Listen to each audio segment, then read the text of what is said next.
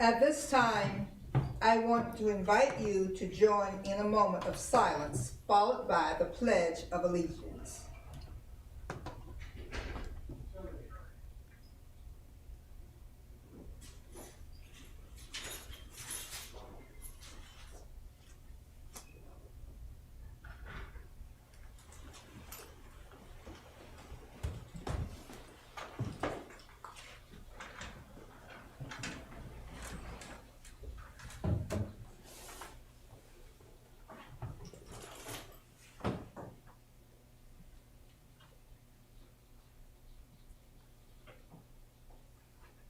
Before we move to the pledges of allegiance, I'd like to ask, per Trustee Austin's request, that we add to our meditative thought in a prayer in memory of the coach Ron McBride and Mr. Jerry Holliday from Sumter High School. Please do that. Thank you.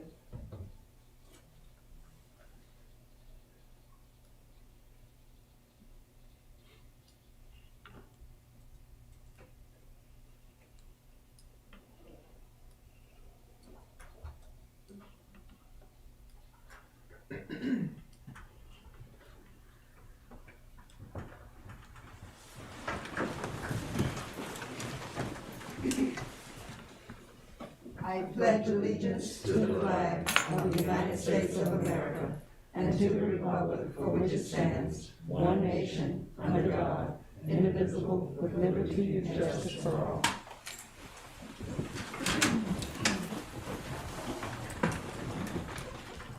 I'm going to ask you to excuse me because for projection of the voice, if you don't mind, would you slightly either pull your mask out or pull it to the side or something so that we can be heard better as we speak and ask questions?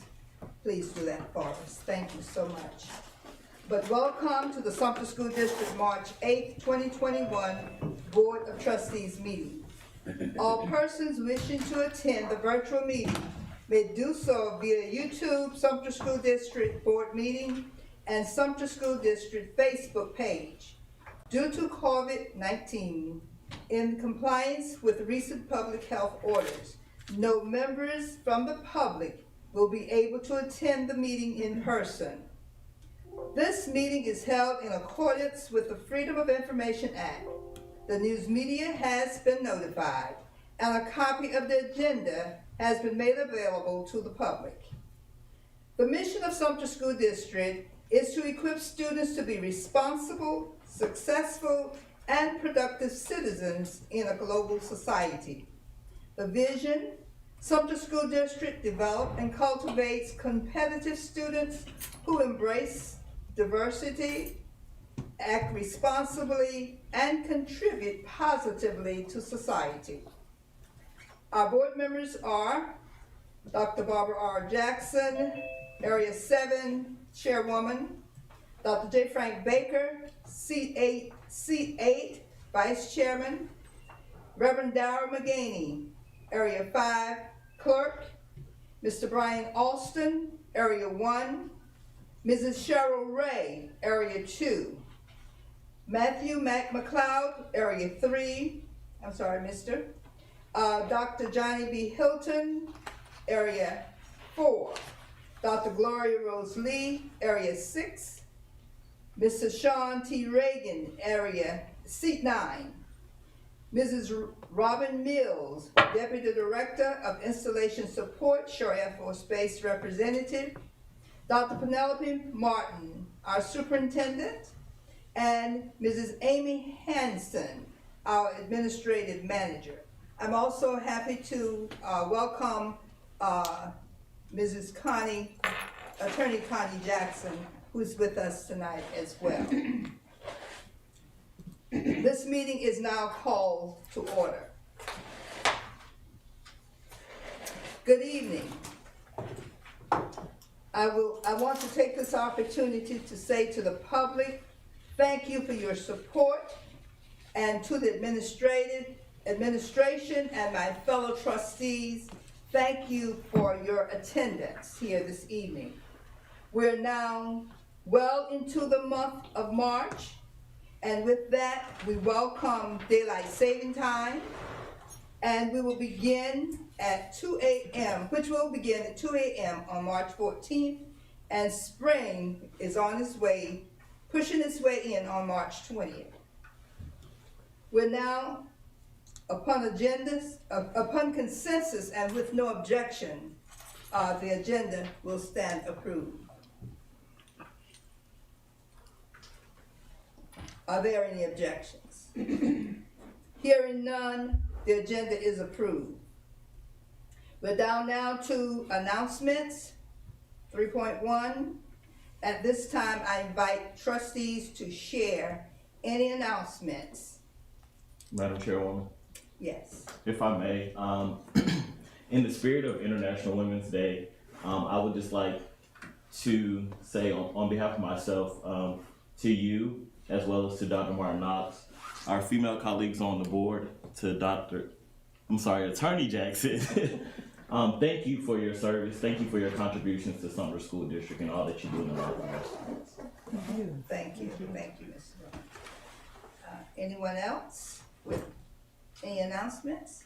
Yes, I'm gonna pick up with Brian Austin on the spirit of Women's Day. I'd like to commend the entire district staff for the job that they do. That's the superintendent and her staff that's with us. See. Okay, thank you. Any other announcements? Yes, Dr. Hilton. Thank you. I had the privilege and pleasure of visiting R.E. Davis School. It was the week before last. It was right after our last board meeting. I had a very pleasant and informative visit at R.E. Davis. Spent a little time in the building, walking around, spent a little time outside. And I just want to thank Ms. Hunter for her hospitality, and it was a very nice and informative visit. I also had the pleasure, like many of you, I participated in the Read Across America. I actually went to Millwood School and read in a couple classrooms, and went to Allenstown Elementary School and read in a classroom. And I want to thank Millwood and Allenstown for inviting me, and it was a great visit and a lot of fun. Thank you. Thank you, Dr. Hilton. Anyone else? I failed Okay. to mention also, and thank you, Dr. Hilton, that I too, along with Ms. Gloria Lee and Dr. Jackson, had the privilege of attending R.E. Davis as well, and we want to thank Ms. Anita Hunter and her staff for the hospitality and showing us a wonderful time, touring the school. Yes, Dr. Lee. I want to say again, which Reverend McGinty has mentioned it, it was a great tour of the school, and I'm very grateful to have the opportunity and to be able to have read to our elementary students on Friday. It was really enjoyable. Thank you. I will not echo what Darrell have already said as far as the three of us attending R.E. Davis, but I would also like to say kudos to Alice Drive Elementary School. I had an enjoyable opportunity reading to the students there. I even sang, if you could believe so. But it was a great experience and an opportunity for us to do. I read virtually. Okay, any other announcements? Okay, hearing none, we will move on to committee reports. At this time, I want to invite chairmen of our committees to make their remarks and make their reports. For the Citizen Advisory Committee, the board is in its final stage of verifying nominees for the Citizen Advisory Committee, and we look forward to sharing this information once the process is finalized. We're looking at scheduling the first meeting sometime in April. And Facilities Committee, followed by Finance, followed by Policy, and then the Transportation Ad Hoc Committee. Yes, Madam Chair, the Facilities Committee met on March 3rd, and if you look in board docs, you would see the 3 items of discussion that the committee had on that evening. And it also gives you a brief gist of what the discussions were all about. We also came back with 2 recommendations, and one being that we recommend that we move forward with using a filter approach, and this is a consensus of the committee. And number 2, the second recommendation is that we move forward with, based upon Mr. Anderson's, because he joined us for the committee meeting as well, based upon his conversation with us, we recommend that we move forward with the energy saving project and moving forward in terms of securing the funding for that particular project. Thank you. Thank you, Mr. Reagan. Okay,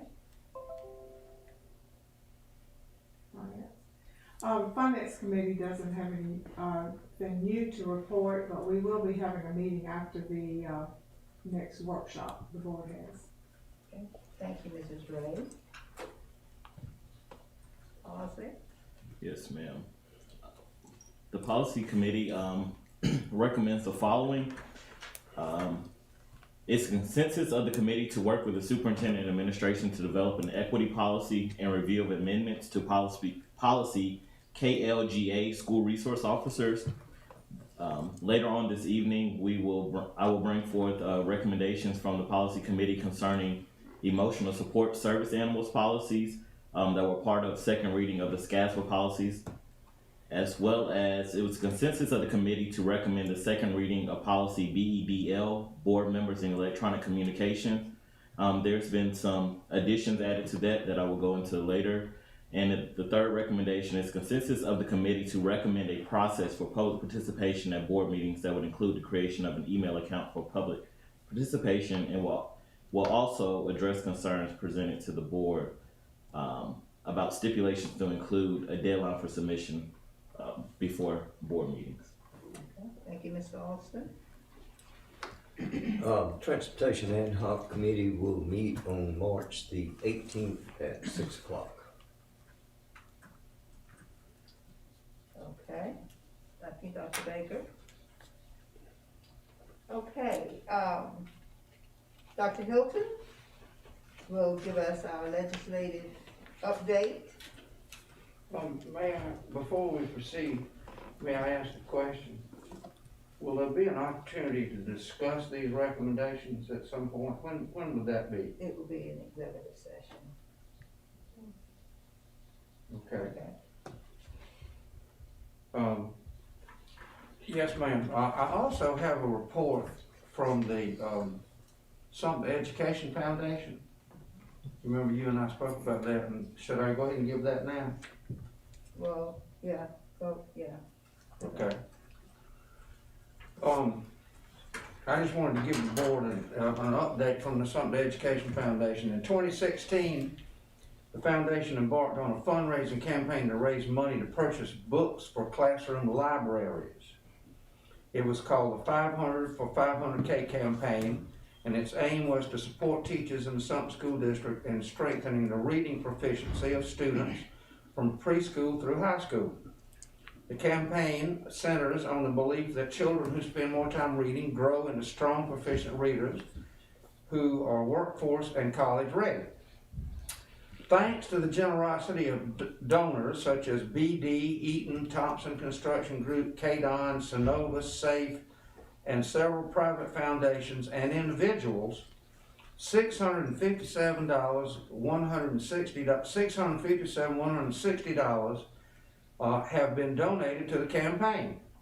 To date, the foundation has allocated these funds for the purchase of approximately 165,000 books.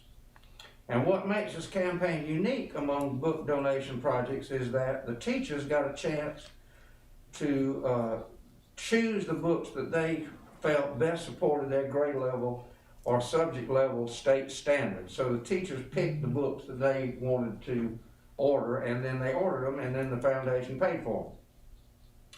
The first allocation was designated for elementary schools, particularly new teachers. In 2018, the foundation offered every middle school teacher the opportunity to purchase books for their classroom libraries, and in 2020, the foundation extended this offer to every high school teacher. And the foundation now plans to allocate the funds to elementary school teachers who did not have the opportunity to select the books initially. The foundation's goal was $500,000, and it has exceeded its goal. The foundation believes the success of its literary campaign reflects our community's commitment to supporting our teachers and students. This board is a wonderful group of people, the Sumter Education Foundation Board. They are a working board. They met with teachers, reading coaches, curriculum specialists in the district, principals, spoke community groups, wrote grants, labeled books, and delivered books. So, and we also, the foundation wants to thank Shelley Galloway for her work in facilitating many of the activities of the Sumter Education Foundation. So, that concludes my report on the Sumter Education Foundation. All right, thank you so much, Dr. Hilton. Would you give us that amount again? 600? $657,160. Okay, thank you so much. And over 165,000 books. Okay, thank you so much. Kindergarten through, preschool through 12th grade. Okay, so now it's time for the legislative update. Lots of things going on over in Columbia. Most all of it good news for education. The House Ways and Means Committee completed its work this past Thursday to approve and send to the full House a proposed $9.6 billion state budget for 21-22. This state budget included a proposal for K-12 education for an increase of $50 million to the EFA, the Education Finance Act, that is estimated to increase the base student costs from $2,489 per student to $2,500 per pupil. So doesn't sound like much, but every little bit helps. In addition, a budget proviso directs the South Carolina Department of Education to allocate $23 million of the funds carried forward in the EFA Reserve Fund to aid to state aid to classrooms. So that's an increase for next year of $73 million in the education budget. Included in this $73 million are $3 million for funding for industrial certifications and credentials, which is our CAPE students and our Career Center students. $5.5 million to increase EIA funding to place a nurse in every school. Isn't that great? $10.2 million to increase EIA funding to expand four-year-old kindergarten. So, now next, I'll tell you about the teacher step increase. It is passed out of the Senate Finance Committee. It's going back to the House. And the bill is allocating up to $50 million to the school district to provide a teacher step pay increase for the current school year. You recall they didn't get the step increase this year, but it looks like this bill appears to be on the fast track for passing, so it looks like the teacher step increase is going to happen this year. The Senate, this past Wednesday, amended and sent to the House its bill that creates a process for school boards to apply for one or more of their schools to become schools of innovation. I've mentioned this before. Under the Senate bill, school boards can create schools of innovation within the district that are exempt from state laws and regulations under certain conditions. Other bills of note that are moving around over there's a bill in the House, a joint resolution seeking voter approval at the next general election to amend the state constitution requiring the state, that's going to change the wording in the state constitution to provide a high quality education allowing each student to reach his highest potential. And we know there's other wording in the Constitution now, and this is better. There's another bill in the House that would prohibit teachers from working more than 37.5 hours a week without receiving overtime pay. There's a bill in the Senate that would allow high school students who attend private schools to participate in any high school league sport offered at a public high school in the district under certain residency and other requirements. So, moving up to Washington, D.C. This past Saturday, the U.S. Senate voted to pass its version of the ARP, the American Rescue Plan Act of 2021. I'm sure you've heard about this on the news. It's a $1.9 trillion COVID-19 relief plan, and it includes $125 billion for public schools. The Senate bill requires that at least 20% of the funding will be used for learning loss due to the pandemic, and includes $7.1 billion for the digital divide that has impacted many students who lack access to devices and or high-speed broadband when they are out of school. And we've discussed that, how in Sumter County, many of our students have had a hard time during our virtual learning because they didn't have access. There's money in this bill to address that, coming out of Washington. So, there's lots of good news. Sounds like lots of money's coming our way, and no bad news regarding finances. Thank you so much. Thank you, Dr. Hilton, for the legislative report. We do appreciate it. Okay, moving now on down to Dr. Martin Knox. Would you please provide the information listed under the Superintendents Report, and you may proceed to the next topic upon completion of each report. Yes, ma'am.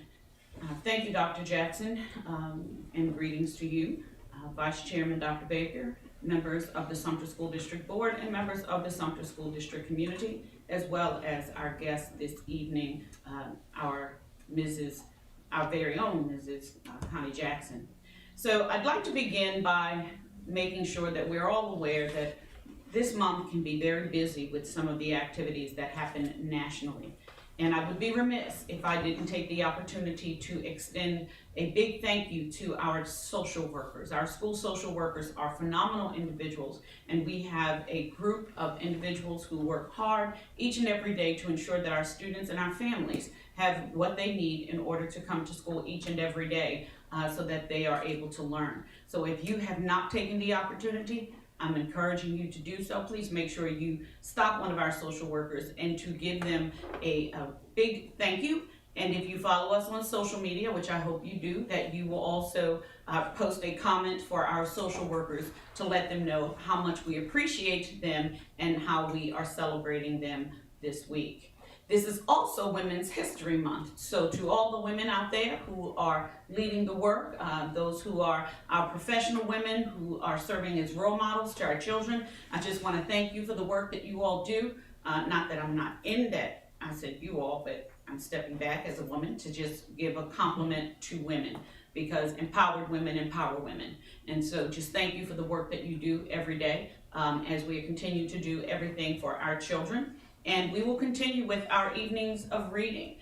Every Friday we will come to you through YouTube and on social media as I will read with various guests to celebrate Women's History Month. If you have not seen it, make sure you go back and look. I had the pleasure of reading with Lieutenant Colonel Sullivan from Shaw Air Force Base this past Friday, and it was actually a lot of fun. So thank you all for those of you who tune in, and we encourage you to continue to look for those readings. The other day, I also had a fortunate opportunity to visit Alice Drive Elementary to see the wonderful Miss Amy Chua.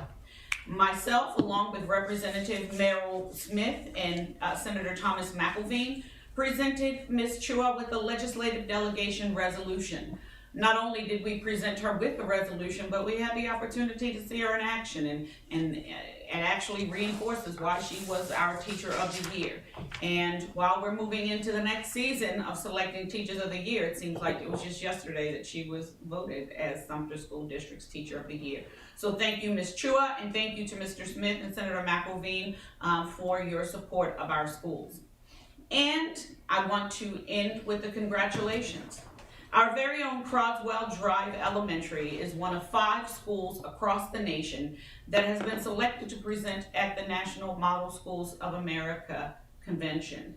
The team, under the direction of Dr. Sean Haggerty, will present at the annual Model Schools Conference this summer. So I just want to say thank you to Dr. Haggerty and to your team for the work you do every day for our children.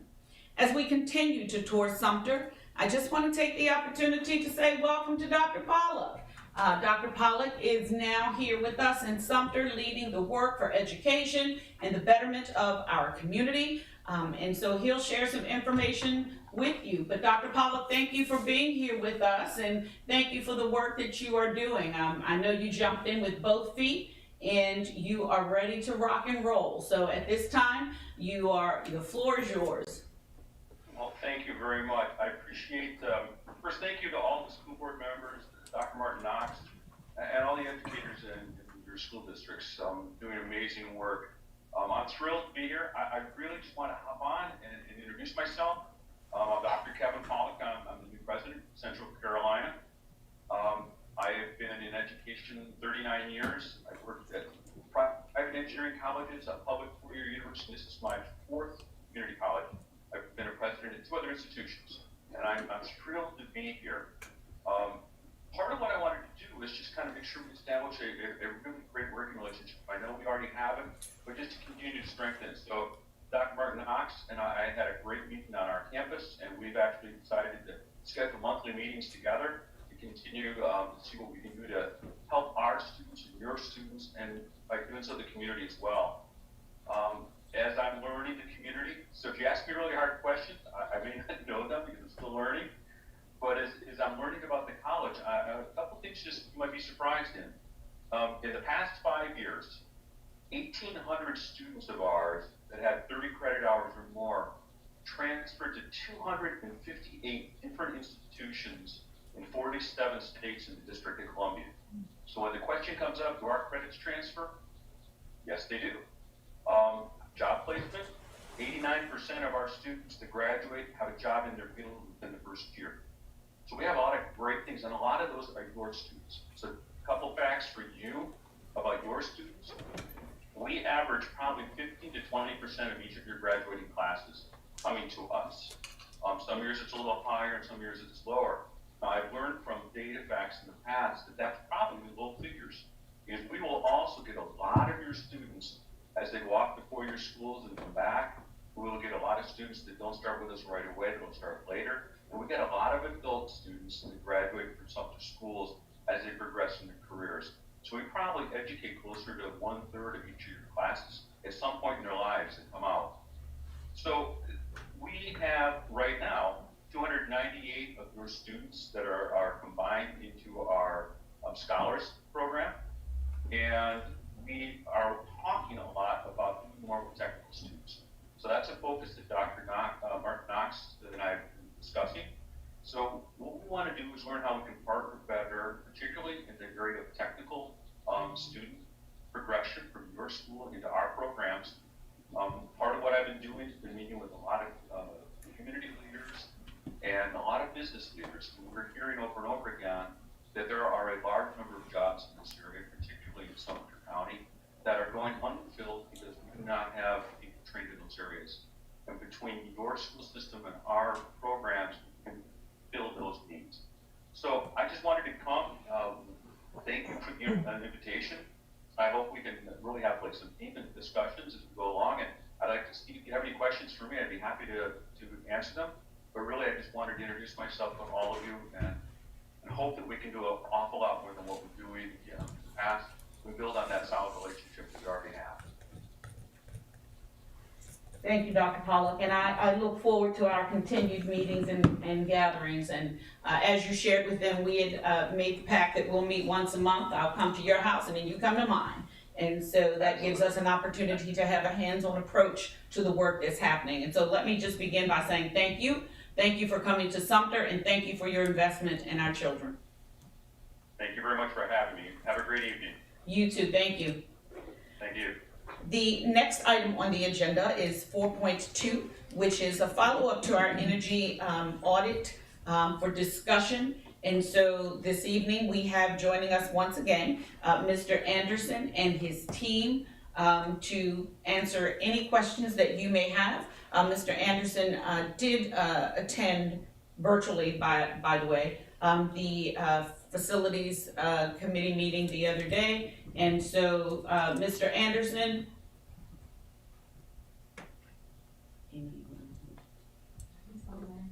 Change the view. Yes, Please. good evening. Thank you for allowing me to be part of your meeting again. I'm basically just here to see if there's any other questions that we can answer for you. And so we had, Ms. Mills asked a great deal of questions that were very meaningful the last time we met. And if anyone wants to see the conversation, it's of course, it was live streamed, but it's also stored on our website. Are there any questions for Mr. Anderson? Okay, Dr. Hilton? What are there other school districts in South Carolina that incorporate this program? Yes, Kershaw County is a project we actually just completed probably a month ago. I know Richland County has run a project. We are in the final stages of Cherokee schools and Marion schools as well. And I think there's a few other ones that have been done some years back, but those are the most familiar ones that I'm familiar with. And I take that back. Aiken County schools and Jasper County schools have done projects as well. Can I follow? I would share with you too. It's a project that we did for the South Carolina Department of Transportation, which obviously knows not a school district, but that project was voted by the Association of South Carolina Energy Managers, which I think Mr. Chan is a member of, as the 2020 Energy Project of the Year, and Train did that for the Department of Transportation. So this tool, this procurement type tool has been used quite a bit.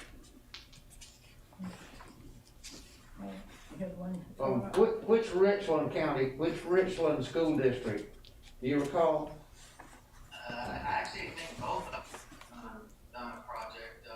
Richland 2, I think, was more recent. Richland 1 was some years back.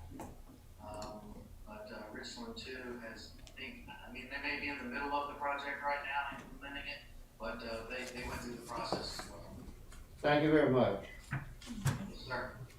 Mrs. Reyes, raise your hand. All right, I know we've had a lot of questions, and I was wondering, just to help us make sure we understand, could you sort of summarize the benefits that we get from being in this program?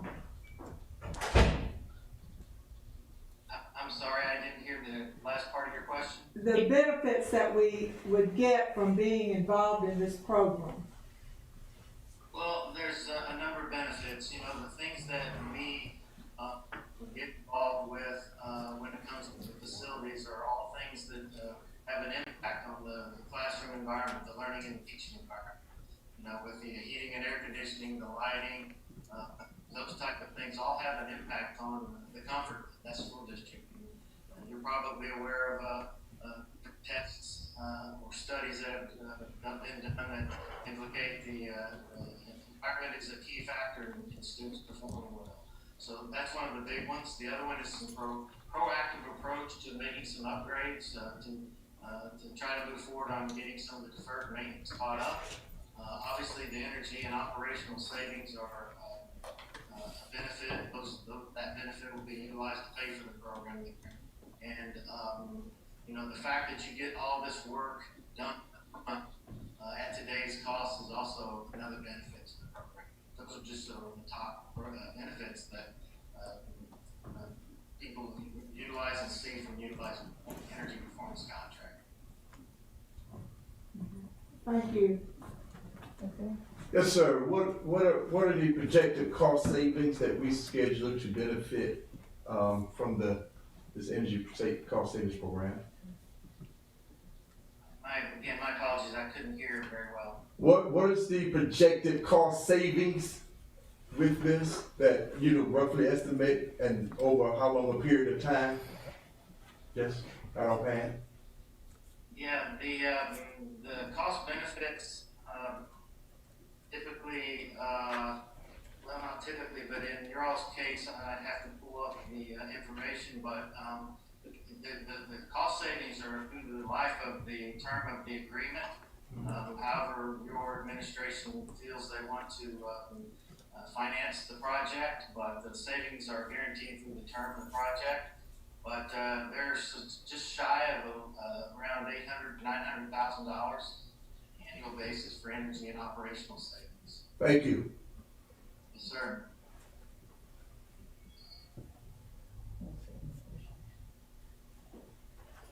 Well, if there are no other questions, Mr. Anderson, thank you for joining us again. If we continue to meet like this, I may have to put you on payroll. So thank you. My pleasure. My pleasure. Thanks for having me, and like I said, I'm here to answer any questions. Yes, sir. We'll be in touch, and thank you again, Mr. Anderson. Thank you. And so to continue the dialogue, Mr. Anderson spoke of it. The next component of this project is the financing. And usually we have Ms. Franny Heiser joining us, but tonight, due to prior obligations, we actually have Ryan Gentry. Mr. Gentry, welcome.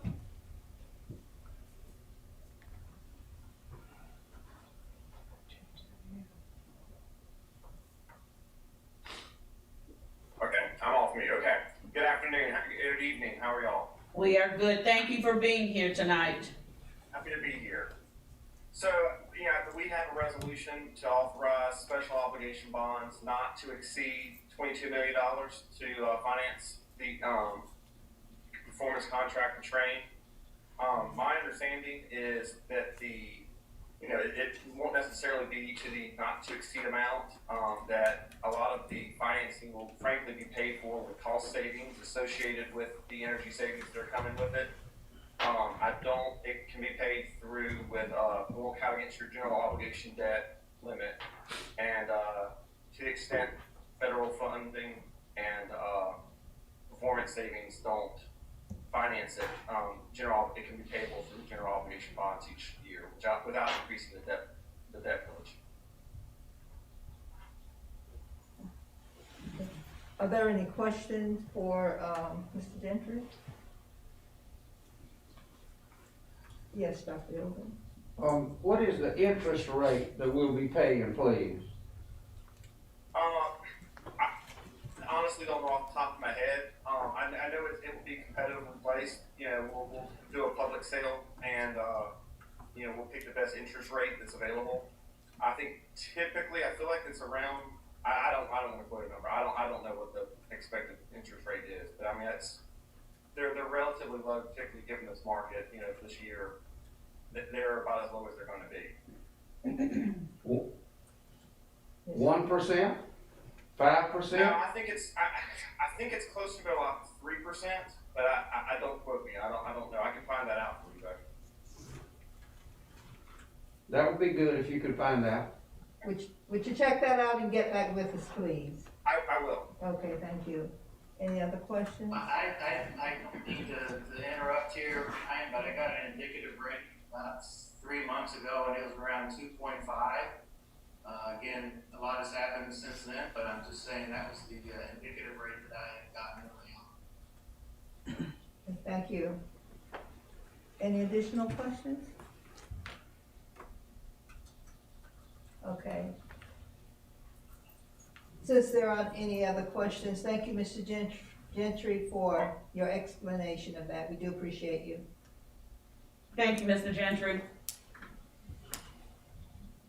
And the final item under the Superintendent's Report, tour of Sumter, is the continued discussion and follow-up from the Finance Committee regarding the recommendations or recommendation.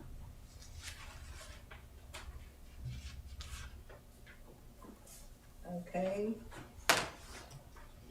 Do we have any further discussion of that? Yes, Mrs. Ray. Well, I understand, that there's a lot of hesitancy to do anything about bonuses or raises until we, know definitely what the, situation will be with our finances. I know there are a lot of the unknowns, and I appreciate you getting that information to us. But we just wanna keep that in the forefront, that we're gonna do possibly bonuses or possibly raises, and continue to, have discussions on that as we go throughout the rest of the year. Thank you, Mrs. Ray. Anyone else? All right, Dr. Hilton. Thank you. I know Ms. Miller had told us that she had gotten information earlier this year that there could possibly be cuts between 3 to 5 to 7%. And then, we saw an article in the paper that, Mr. Ryan Brown at the State Department had said, he's the Chief Communications Officer at the State Department, said that the State Department is advising districts not to expect any across-the-board cuts to overall funding. And instead, state funding should be maintained with the possibility of a small increase. So I was just curious if anyone had spoken to Mr. Brown recently regarding this matter. So no, I have not spoken to Mr. Brown. What I do is once a month, I actually have a meeting with all superintendents around the state of South Carolina, as well as an additional meeting that I attend virtually with the Midland superintendent. And as Mr. Smith has been noted to state in his correspondence, is that we're taking a wait to see approach. And I think that everyone is very cautious in terms of moving forward, but Mr. Brown is not the one that we would talk to about that. He is the communications person, and he provides information based on his knowledge and understanding. But when we attend superintendent's meeting, the budget conversation came up again just this past week about pretty much taking a wait and see approach. And again, it's not that we definitively know where the reductions are going to occur. We've given the scenarios and the possibilities. And so again, I do not, and I'll say that again, do not want to place our district in the red. And so again, I would prefer to exercise caution in moving forward. And as I've said, and I will continue to say, I know our team, our staff, our workers, from teachers to building service to facilities, they all deserve a raise or a bonus. There's no question. The question is, when is the appropriate time to do it? And from my professional opinion, now is not the time to do that. I know other districts have. Other districts are not in the state where we have been and where we are. And so I need to make sure that I am doing the best for our children, that I don't have to later on reduce things that they're supposed to have because we hastily jump forward to give a bonus or any type of a salary increase. Again, too many unknowns. Ms. Miller actually had a meeting, and I don't want to put you on the spot, but you just came back from a meeting. Actually, you traveled back and forth. You didn't stay there saving the district money. We like that. So is there anything you'd like to share that you've learned from your sessions? Yes, good evening, Chairman Dr. Jackson, Vice Chair Baker, board members, and Dr. Martin Knox. I was at the SCASBO conference last week. The tone there as well was to be very cautious going forward. The concern is not this year, and maybe not even next year. The bigger concern is 2 to 3 years down the road. They're using the phrase fiscal cliff, where you anticipate all of the ESSER and stimulus funding no longer being available. And at that point, you have to be positioned to be able to handle what that means. We no longer will have that influx of stimulus money in our economy. That means our sales taxes, while it is high right now because individuals their stimulus check, when individuals are no longer receiving that type of money in 3 years, our tax revenue is going to decrease. We need to be prepared for that. We also need to be prepared when the ESSER funding runs out. All those positions that we were able to add that we needed regardless of the pandemic, our nurses, our building service staff, our social workers. Those are temporary 2-year positions that will have to be eliminated when that funding is no longer available. We also are, adding services to the children and software, such as after-school recovery programs. Again, those will have to be discontinued when that funding runs out, and we as a district need to be prepared for that situation. Thank you, Ms. Miller. And so I'll go back and reiterate, the 3, 5, 7% were increments that not only were shared with superintendents, but also in a separate meeting with the finance individuals. And so until there's something in writing that says we are not going to have a fiscal impact and that we know where our student count is in terms of our per pupil allocation, again, it would be in our best interest, from my professional opinion, not to move in this direction at this time. Okay, Mr. Austin? Yes, ma'am. I would just like to make a comment concerning this discussion. As a former Senate staffer and being a part of several budget sessions, I think we have to be extremely cautious when we hear one person make a statement that says there's not going to be budget cuts, and we hear different people. Just like all of us sit around this dais, we each have one vote. And when a budget is presented to the full body, just as we see when things come out of committee here, they're subject to change. Just because one person says not to anticipate a budget reduction, that's one person. You don't know what's going to happen in debate or in discussion, and to hear that a budget has to go from the House to the Senate will reconvene and have their own session and draft their own budget and send that to the House as well. If there's not an agreement on those two budgets, then those budgets go to conference committee, and then it goes from out of conference committee back to the two separate bodies before a budget is drafted and said, this is the official budget. And the budget doesn't become official until it is signed by the governor. So just to hear one person say that not to anticipate a reduction in revenue for K-12 education is very risky, because that one person does not control how the budget looks at the end of the day. And for our district to be coming out of the situation that we've come out of, and the great work that this district has done to come out of that situation, I just want us to be very cautious, because at the end of the day, none of us that sit around this table are going to be the ones that's impacted by it. Our children, that's our most valuable resource, is going to be the ones that suffer the greatest from whatever decision that we make. And we can't afford, we're still recovering from that, and we can't afford to go backwards and jeopardize the future of our children again.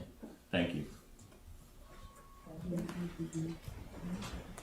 And we could have done some things to save money, additional money, but it's called layoffs, it's called furloughs, and we've done none of that. For food service, for transportation, for facilities, we've done none of that, because I believe in investing in human capital. So while we've maintained our staffing to continue to operate and maintain, it's about people. And so, I could have just said, we don't need bus drivers, they won't get compensated, we can save that money and then do bonuses or didn't. The first thing that came to mind when discussing the possibility of moving forward was, how do you benefit those who do their work each and every day to make sure the district can run? And so again, behind closed doors, many people don't recognize, like I said, because we haven't used buses, usually they were the first ones to go. And we did not. We found other responsibilities for them in the district for them to continue to earn their salaries. The same goes for food services and facilities. Jennifer, because of the, and you may not have that number in front of you, what is that dollar figure for keeping and maintaining our food service staff since that revenue has not been generated the way it normally would? Right now, I'm projecting between $1.8 million and $2 million loss in the food service fund this year. It's a lot of money, but I believe our people are worth it. So while we may not have said, here's a bonus, we've looked out for our people through and through. And I will continue to look out for our people in making sure they're taken care of. But again, now is not the time.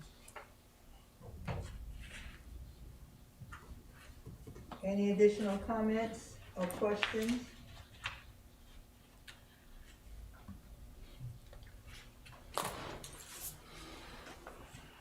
If not, we're now at the portion of our meeting that calls for the board to enter into executive session. Once again, I want to take the opportunity to thank our viewers for your virtual attendance. While there is no designated time for how long we will be in executive session, we know you are with us, and you're not with us when we return. If you're unable to be with us at that time, let us wish you a safe and good week. And we do appreciate your joining us for this meeting. The board is now ready to enter into executive session for the receipt of legal advice, whether legal advice relates to pending, threatened, or potential claims, discussion of proposed property contractual matters, discussion of proposed contractual matters, individual student matters, and discussion of personnel report, employment, appointment, compensation, promotion, demotion, discipline, termination, and/or release of an employee. Is there a motion to enter into executive session? Madam Chair, I move that we enter into executive session for the aforementioned reasons. Second. There is a motion and a second that the board enter into executive session for the receipt of legal advice, whether legal advice relates to pending, threatened, or potential claims, discussion of proposed property contractual matters, discussion of proposed contractual matters, individual student matters, and discussion of personnel report, employment, appointment, compensation, promotion, demotion, discipline, termination, and/or release of an employee. Is there any discussion? Please cast your vote electronically.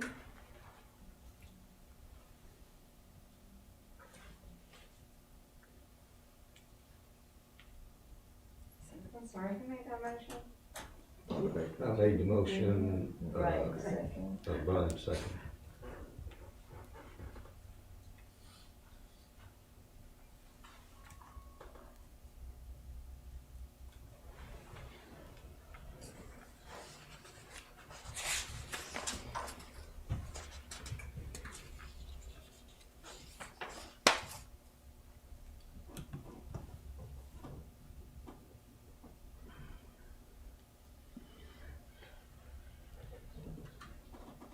Anything else?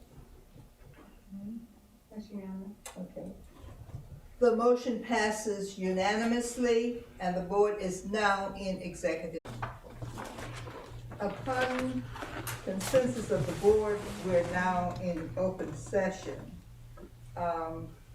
Madam Superintendent, do you have any recommendations?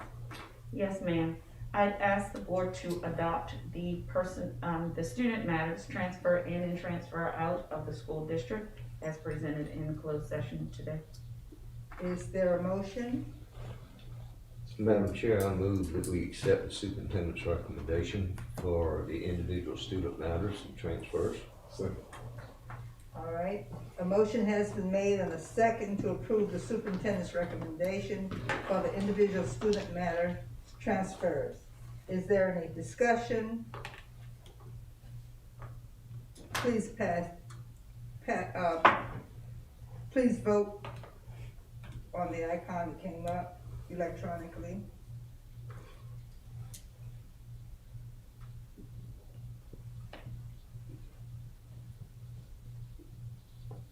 Yeah, it's unanimous.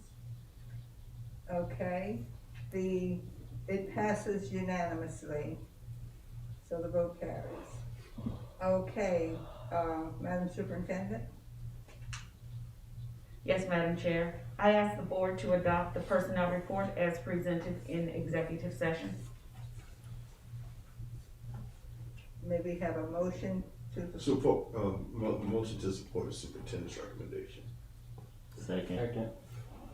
Okay, a motion has been made and second to approve the superintendent's recommendation for the personnel report. Is there any discussion? Hearing none, please cast your vote electronically.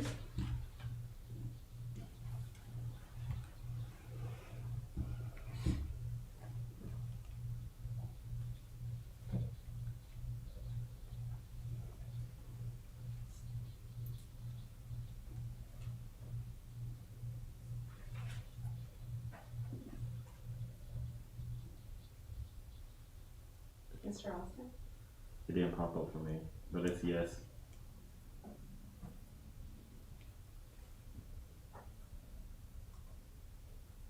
That is unanimous. Okay, the motion is carried unanimously. We're now down to the energy saving program. The action on this item is for the steps presented for the energy saving program prior to the funding piece. Dr. Martin Knox, do you have a recommendation for the energy saving program? Yes, ma'am. I'd ask the board to adopt the action steps for the energy savings program. Is there a motion? Madam Chair, I would like to make a motion that the board adopts the next step for the energy savings program. Second. Okay, a motion, Who's that? who seconded? Dr. Lee. Dr. Lee. A motion has been made and seconded to approve the superintendent's recommendation for the energy saving program. Are there any questions? Or any discussion? If not, please cast your vote electronically. Not popping up for me. It's in the affirmative. How'd you get knocked out? I don't know. And I keep joining the meeting.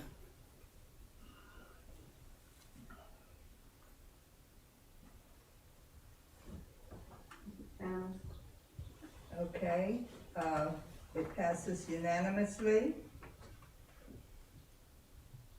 Okay, we're now down to 7.5, resolution approving financing of equipment and conservation measures related to the trend performance contract. Will someone make a motion and read the resolution? Madam Chair, I would like to make a motion that the board approves the resolution approving financing of equipment and conservation measures related to the train performance contract. Second. Okay, read the resolution, please. The resolution authorizing the issuance and sale of not exceeding 22 million special obligation bonds, series 2021, or such other appropriate series designation, and the execution and delivery of an acquisition, use and security agreement in connection therewith, or the execution and delivery of a direct placement acquisition, use and security agreement by Sumter School District, South Carolina, fixing certain of the details of the bonds and the appropriate agreement, authorizing the superintendent to determine certain matters relating to the bonds and the appropriate agreement, providing for the payment of the bonds or direct placement agreement and the disposition of the proceeds thereof, and other matters relating thereto. Be it resolved by the Board of Trustees of Sumter School District, South Carolina. Second. Second, okay. A motion has been made and second to approve the resolution as read by Mr. Reagan. Is there any discussion? Please cast your vote electronically.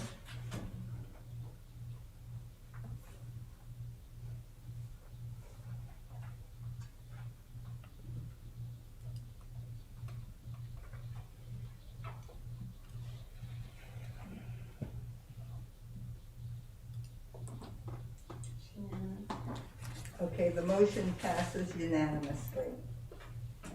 7.6, second reading, SCSBA policy and legislative update, GBGAB, lactation, accommodation, GCOA, evaluation of instructional staff, ACB, educational equity, ACE, service animals, GBGAA, service animal staff, IMG, animals in schools, and JLCDD, service animal students. Is there a motion to approve these policies for second reading? Madam Chair, I'd like to make a motion that the board approve second reading of GBGAB, lactation accommodation, GCOA, evaluation of instructional staff, ACB, educational equity, ACE, service/emotional support animals, GBGAA, service/emotional support animal staff, IMG, animals in schools, and JLCDD, service/emotional support animal students. Second. Okay. A motion has been made and seconded to approve the second reading of policy GBGAB, lactation accommodation, GCOA, evaluation of instructional staff, ACB, educational equity, ACE, service animals, GBGAA, service animal staff, IMG, animals in school, and JLCDD, service animal students. Is there any discussion? Please cast your vote electronically.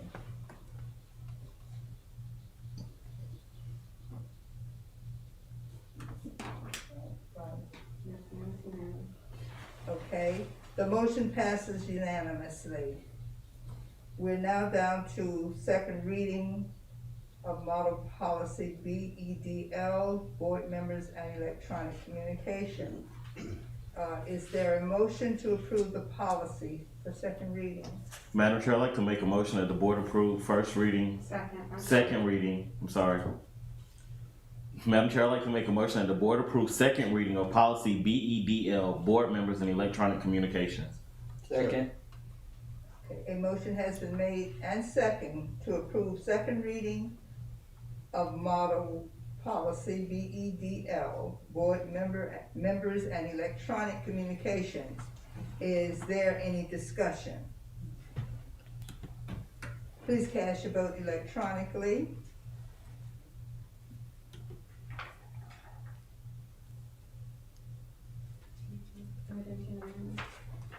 The motion passes unanimously. 7.8, board committee, we will only vote on tonight the Citizen Advisory Committee. Is there a motion to approve proceeding with the board, with the advisory committee, public members? Madam Chair, I'd like to make a motion that the board proceeds with the board committee for public nominees for the Citizens Advisory Committee. Second. A motion has been made and second to proceed with the board committee public members. Is there any discussion? If not, please cast your vote electronically.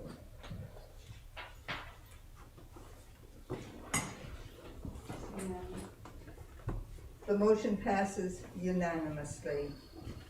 7.9, financial analysis bonuses. Madam Chair, I'd like to move that we postpone the action on 7.9 financial analysis bonuses. Second. A motion has been made to postpone the financial analysis bonuses.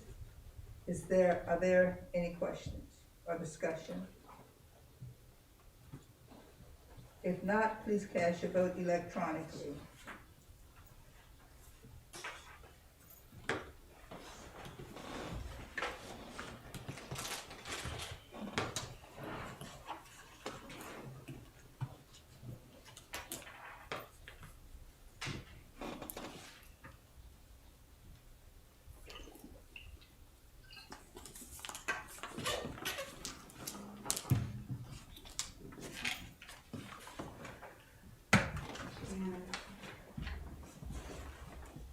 The motion passes unanimously. We're now down to 7.10, reconsideration of temporary suspension of policy BEDH, public participation at meetings process. Is there a motion to approve the reconsideration of temporary suspension of policy BEDH, public participation at meetings process? Madam Chair, I'd like to make a motion that the board adopt the reconsideration of temporary suspension of policy BEDH, public participation at meetings and process. Second. A motion has been made and second to approve the reconsideration of temporary suspension of policy BEDH, public participation at meetings and process. Is there any discussion? Dr. Baker? Madam Chair, I just have a question now. We're reconsidering this, and guidelines are gonna be put in place for this because it says meetings and process. Look, it's in board docs on the committee reports. Okay. I can't get to it right now, but. Well, may I follow up on his question? Yes. So the vote is reconsideration. Are we gonna vote on the recommendation? That's what The you're saying. the process was, in board docs. The process was, So, the document in so board. the process has been shared with us in board docs. Yes, sir. Okay.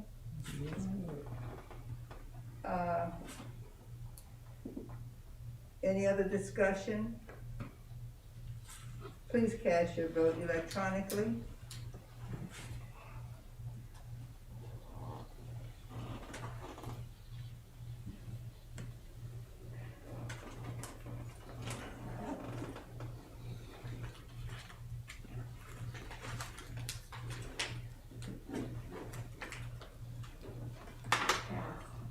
Okay, the motion passes unanimously. Not unanimous. Not unanimous, how many? It passed unanimous by the voting members. We had one abstention.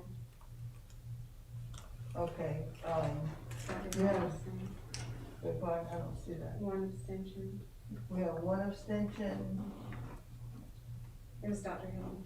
Okay, Dr. Hilton, we have one abstention to that motion. But it passes. Okay, we're down now to the consent agenda. Approval of the consent agenda, and upon consensus with no objection, the consent agenda is approved. Again, I would like to say that we appreciate your presence and ask that you continue to be safe, practice social distancing, and wear your masks. And please enjoy the longer days filled with sunshine. Have a blessed week. And thank you for joining us. With no further business, this meeting is adjourned at 10:34. Thank you. I was thinking about